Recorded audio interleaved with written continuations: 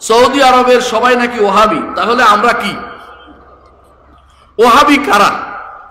আব্দুল্লাহ জাহাঙ্গীর রাহমাহুল্লাহ তাকে প্রশ্ন করেছিল ওহাবি কারা। আমার এক ছাত্র প্রশ্ন করছে, তো তিনি বলছিলেন এই ওহাবি আমি আর তোমার উস্তাদ জাকারিয়া, এরা ওহাবি, আর তোমরা সবাই সুন্নি। এই হচ্ছে মানুষের বানানো জিনিস। ওহাবি হচ্ছে এক ধরনের উপনিবেশবাদীরা, ব্রিটিশ উপনিবেশবাদীরা এটা চক্রান্ত করে চালিয়েছে আমাদের মাঝে ওহাবি শব্দটি। একটা গ্রন্থ পড়বে, নাম হচ্ছে ডব্লিউ হান্টার, তার একটা বই আছে নাম হচ্ছে দ্য ইন্ডিয়ান মুসলিমস, ইন্ডিয়ান মুসলমান এর নামে। ওই বইটা দেখবেন তারা কিভাবে সেটা চালু করেছে। কেন? যখনই কেউ ওই সময় শেখুল ইসলাম মোহাম্মদ আব্দুল ওয়াহাব রাহিমাহুল্লাহ তিনি আরব দেশে সংস্কার কার্য পরিচালনা করেছেন। কেন?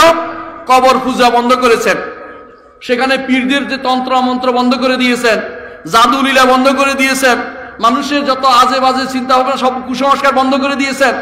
তখন এই দেশ থেকে যারাই হজে যাইত, হজ থেকে এসে এটা সংস্কার শুরু করে দিত।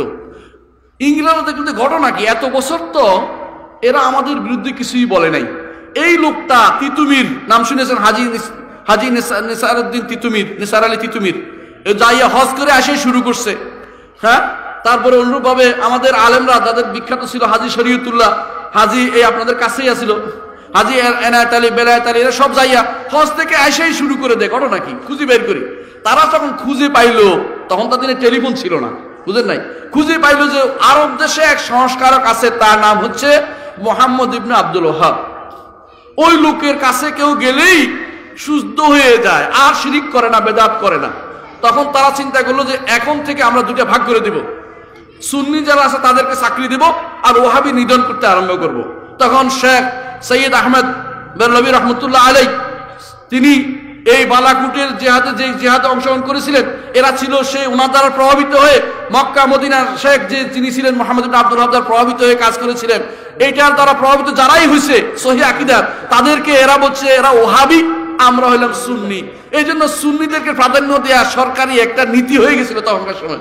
আজও সেটা কোথাও কোথাও প্রচলিত আছে, হয়তো আমাদের দেশে কোথাও কোথাও নাই, কিন্তু আলহামদুলিল্লাহ মানুষ বুঝতে শিখেছে। এখন মানুষ জানে ওহাবি কারা, সুন্নি কারা। যারা বেদা কবর পূজা করে, যারা কবর নিয়ে বাড়াবে, যারা উরস করে, মাজার পূজা করে, পীরে ভক্তি করে, তথাকথিত কবর সিজদা করে, এরা সবটি হচ্ছে সুন্নি।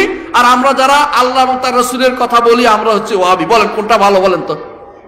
ওহাবি ভালো, আমরা সব ওহাবি, সোজা কথা ওহাবি, কোনো সমস্যা নাই। এটা ওরা আমাদের গালি হিসাবে দিয়েছে, কিন্তু আমরা এটাকে সাধারণভাবে নিচ্ছি। কেন? রাসূলুল্লাহ সাল্লাল্লাহু আলাইহি ওয়াসাল্লাম তার সময় তারা রাসূলকে এমন এমন গালি দিত, বলতো মুজাম্মামান আবাইনা। মহিলা এসে বলছে যে মুজাম্মামের আমরা অস্বীকার করলাম। রাসূলুল্লাহ সাল্লাল্লাহু আলাইহি ওয়াসাল্লাম বলেন আশ্চর্য জিনিস দেখো, সে মুজাম্মামকে খারাপ বলতেছে, নিন্দিতই খারাপ বলতেছে, আমি তো মুহাম্মদ, আমাকে তো খারাপ বলতেছে না।